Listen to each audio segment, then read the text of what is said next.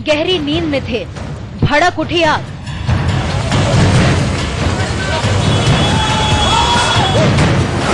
Hotel में आग ने मचाया हाहाकार।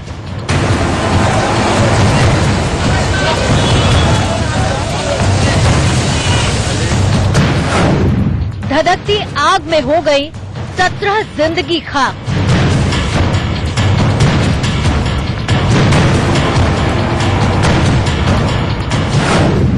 जान बचाने के लिए तीसरी मंजिल से कूदे लोग।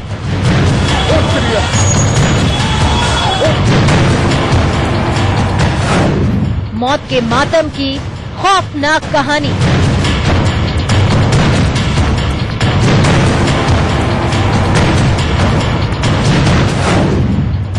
मौतों का कसूरवार कौन?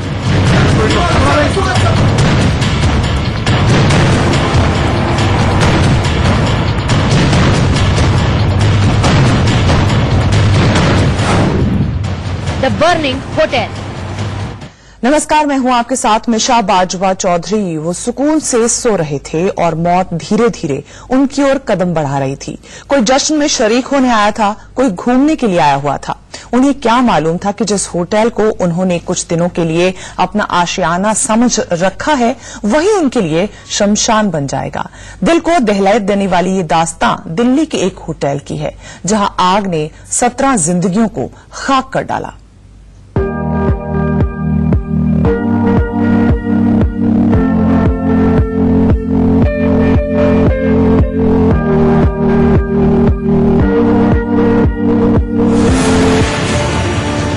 दिन का उजाला दिल्ली के आसमान को छूने ही वाला था।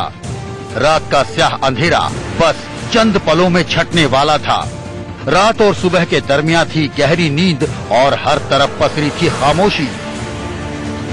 तभी दिल्ली के करोल बाग इलाके के एक होटल में चिंगारी फूटी और देखते ही देखते वो चिंगारी आग की धधकती लपटों में तब्दील हो गई। जहां कुछ देर पहले तक खामोशी पसरी थी, वहां चीख पुकार मच गई। आग की लपटों में घिरे होटल में हाहाकार मच गया। महिलाएं चीखने लगी, बच्चे रोने लगे। इंसानी आवाजों ने हर किसी को दहला दिया।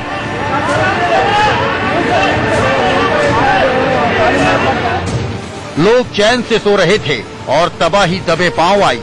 सुबह के 4 बजे दिल्ली के करोल बाग का होटल द बर्निंग होटल में तब्दील हो गया। होटल की तीसरी मंजिल आग की लपटों में घिरी थी और चारों तरफ धुआं ही धुआं था। कुछ लोग जान बचाने के लिए तीसरी मंजिल से नीचे कूद गए।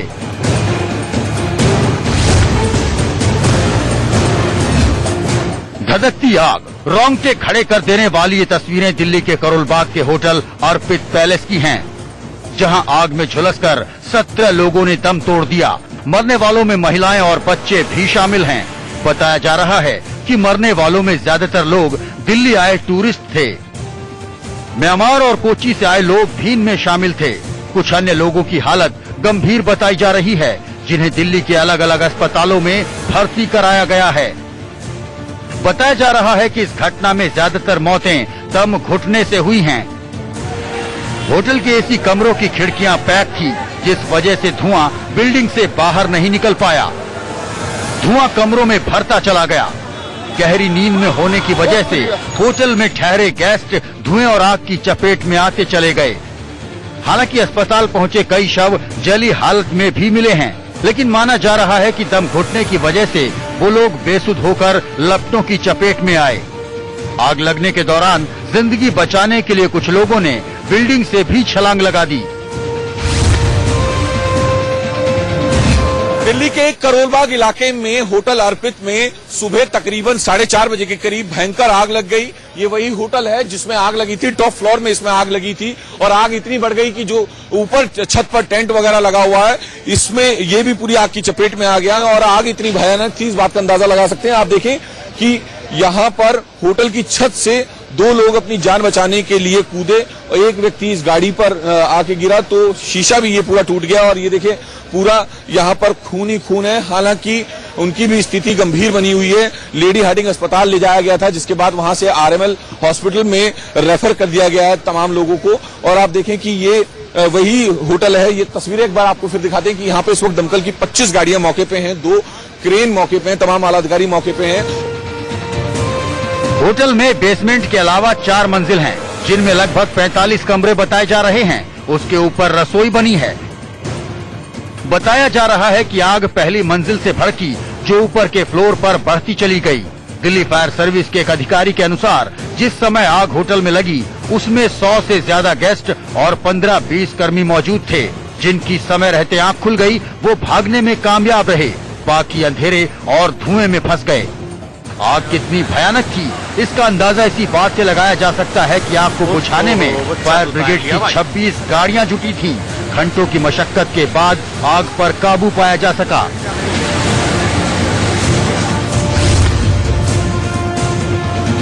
आग कितने बजे लगी और हुआ क्या था, आपने क्या देखा? एक्चुअली 3:30 बजे के आसपास कुछ आवाज आने लगी एकदम। मैंने बोला भाई क्या है, तो मैं उठ गया था। तो मैंने देखा तो दरवाजा खोला, एकदम धुआं सा आया मेरे सामने। तो मैं कुछ सोचा नहीं, मैं नीचे उतर आया। तुरंत नीचे उतर आया और नीचे से ऊपर देखा तो सब चिल्ला रहे थे आग आग आग आग। तो फिर मैं समझ गया कि होटल में आग लगी हुई है बस। तो हुआ क्या, कितने लोग, बताया जा रहा है कि ऊपर से भी कूदे थे, आपने देखा? हाँ, दो आदमी कूदे थे ऊपर से। तो आपने कूदते हुए देखा? हाँ जी।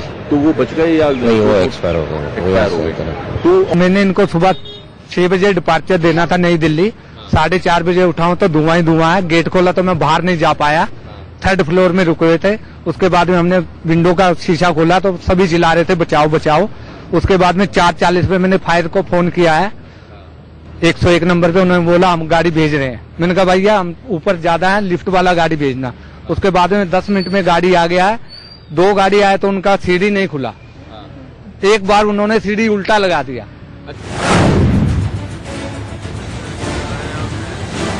होटल अर्पित पैलेस करीब 25 साल पुराना है। होटल में ज्यादातर लकड़ी का काम हुआ है, जिसकी वजह से आग तेजी से फैली।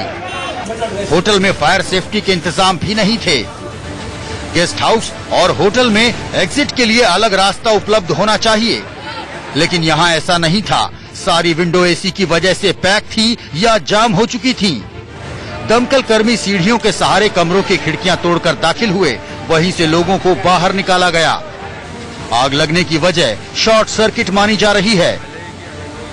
जब आग लगी हो गए 70-75-80 बंदे, 75 के करीब। और कितने टाइम से चल रहा है ये होटल?